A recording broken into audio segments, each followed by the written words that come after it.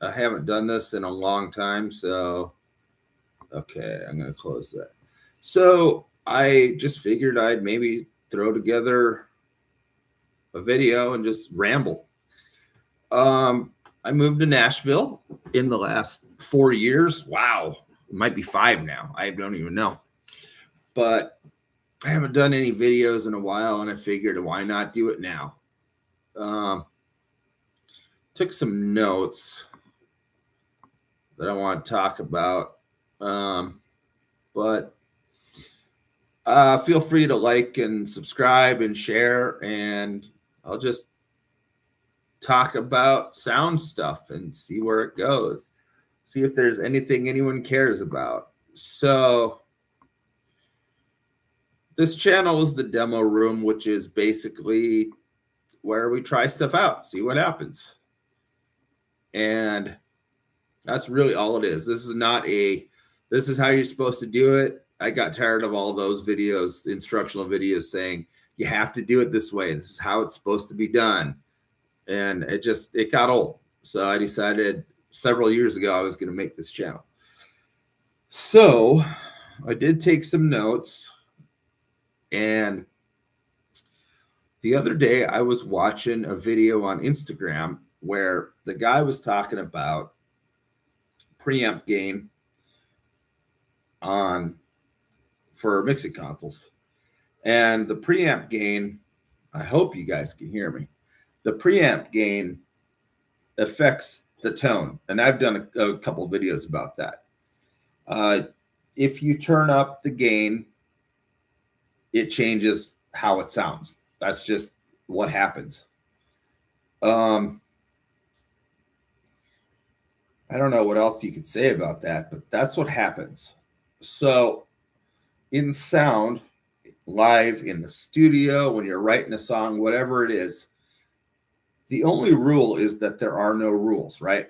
I mean, that's really it. You turn the knobs till it sounds good.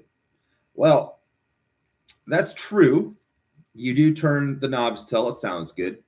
But the other thing is that there are some guidelines that if you learn some basic stuff about things, I mean, it makes it easier.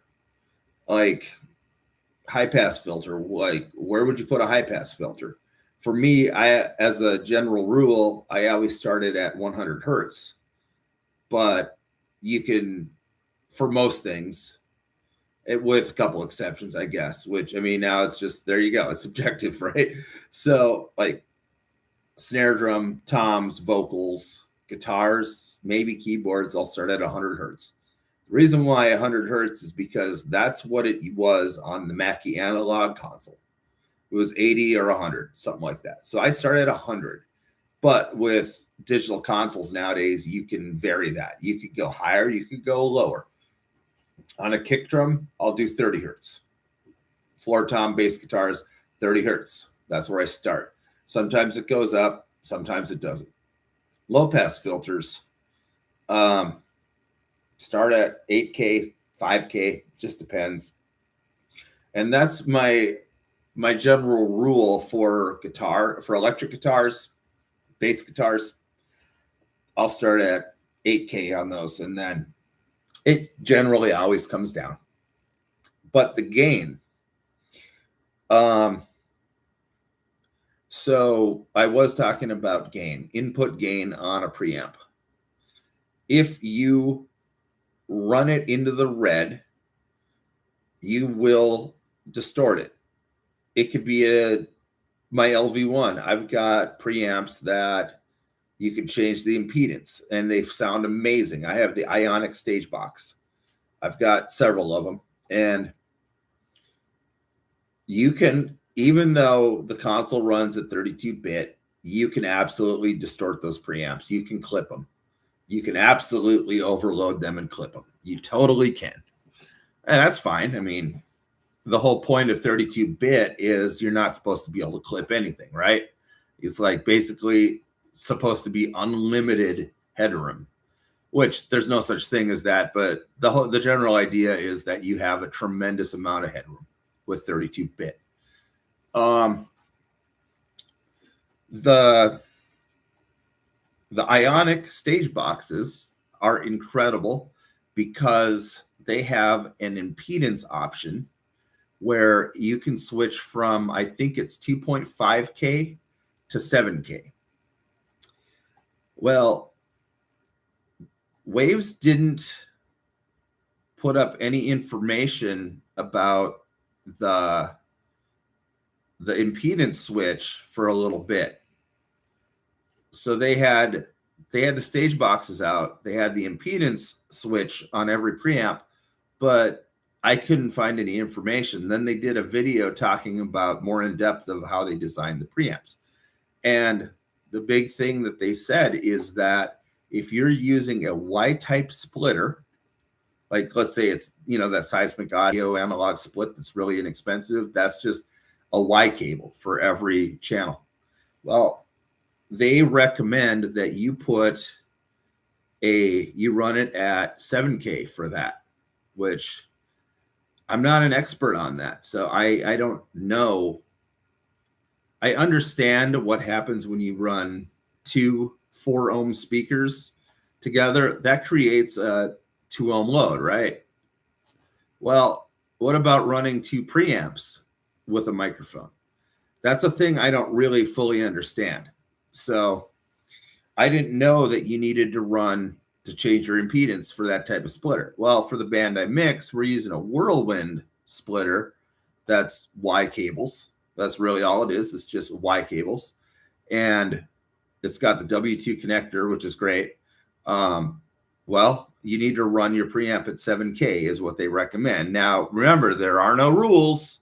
However, there is the guideline that you should run it at 7K for that. Well, I was mixing them on the standard setting of 2.5. I think it's 2.5. Ran it at that for months. And then when I saw the video saying switch all of your preamps to 7K, when I did that, the sound went from being over at the stage to being in your face. It's pretty amazing. So even though there are no rules, that's a good suggestion. Run for Y-type splitter situations, run it at 7K. For a microphone straight into the preamp, run it at 2.5. And then you can play with that too. Maybe something sounds better at 7K and the next thing at 2.5, but you're not using a Y-type splitter. Just, whatever sounds good. Just do that. Input gain. Something I need to do is I need to spend time playing with adjusting the input gain on the preamps and really get it in my head what the difference in sound is. Because yes, I know that there is a difference. However, I couldn't tell you because I haven't really trained myself to learn that. But maybe I'll start playing with that since I still have some downtime till the end of March. Might do that. That'd be kind of cool. Another cool thing to do would be to take like 5 or 6 different really common preamps and compare them. That might be a fun video. Take an analog console, the preamp on that, take the LV1. I've got a couple different versions of preamps from them. Take an X32, a wing, and then maybe try to get a Digico. That'd be cool. Compare what the preamps, what different gain settings on the preamp sound like. That'd be fun. So another thing I wrote down for notes is how the impedance affects tone. I would love if somebody were to comment on here or do a video and link it talking about how different impedances on preamps affect the tone of the preamp, how it affects what it sounds like. That'd be cool. So there is, with preamps, there is a thing about the way the channel strip works on a digital console. Analog is probably similar, but digital for sure. You need to get your input gain to line level, which is generally where the meter goes from green to yellow. And that's generally line level. It's usually minus 12, minus 18, something like that. So you need to get your input gain to right where you cross into yellow. Then after that, you need to live with your channel fader at around unity. And what that does is it creates the most bits, like the best bit depth for the channel. Now, I may be wording it incorrectly, but I hope I'm getting the concept across. So some consoles is 24-bit when that fader's sitting right around unity. Well, yeah, that's what you need to do. Now, there is also this idea of running your input gain to that point where it crosses into yellow, and then you back off with the digital trim, which I don't really do that, the trim part, because I don't like the idea of having to check two different knobs for input gain.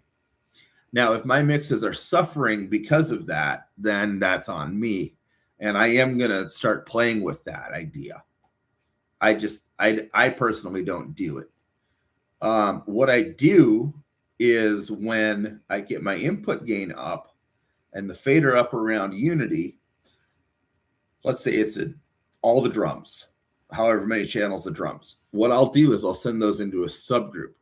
And then I use the subgroup to turn things up or down, the overall level. So instead of using the input trim, I treat you could almost say that the fader for the subgroups are acting as if they are trim.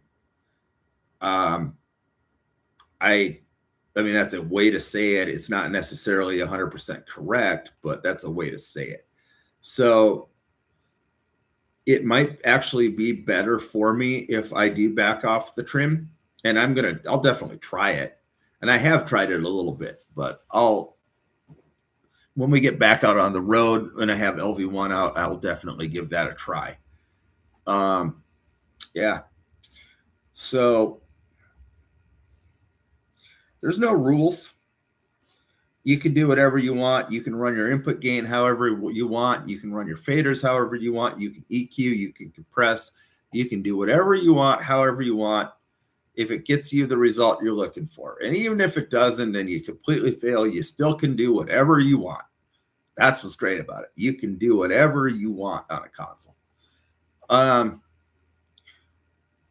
One thing that I wouldn't do is, and it happens from time to time, is run your input gain as hard as you can. So you're just hitting the red all the time on every channel, right? So crank that thing all the way up, right? So you crank your gain, then you compress the thing as hard as you can. So you're hitting like 40 dB of reduction, 9 dB of reduction, something like that on a channel compressor. So now you're cranking your gain, then you're compressing it really hard, and then crank up your makeup gain. So if you want to do that, cool, that's fine. Go ahead, that's cool. But what you basically did is you turned it all the way up so you could turn it all the way down so you could turn it all the way up again. And it happens. That kind of thing does happen. And if you get a result that you like from that, go right ahead. That's cool. Doesn't matter. But it's kind of funny if you think about what's happening when you do that, where you crank the gain, compress it really hard, crank the makeup gain, you turn it all the way up to turn it all the way down, to turn it all the way back up. It's kind of funny. Another thing that happens, and this is not to condemn anyone or judge anyone. That's not what this channel's for. That's not what I want to do. But so you get yourself into that situation where you crank the gain, you smash it, then you crank the makeup. But then now you go to your aux send for the wedges and you start EQing everything you possibly can out of the wedge. So now you've turned it all the way up to turn it all the way down to turn it all the way up to turn it all the way down again. It's kind of funny. So I'm going to try to do some more videos here and there just to ramble a little bit about sound. You should feel free to leave comments about what you think would be cool to just ramble about. You know, I haven't done a video on here in a long time, and I'm not really 100% set up to do it just yet. Like, I'm using the built-in camera and the built-in microphone on the laptop. So I don't know how good the sound is going to be on it, but I'll switch it up to using an actual vocal mic and an interface, and like I was doing. But yeah, I just thought I would ramble about that for a few minutes, and not sure what to call this video yet. But anyway, I hope it was at least something, you know. I hope that this video is at least something. Now, the thing is, I got to figure out how to stop.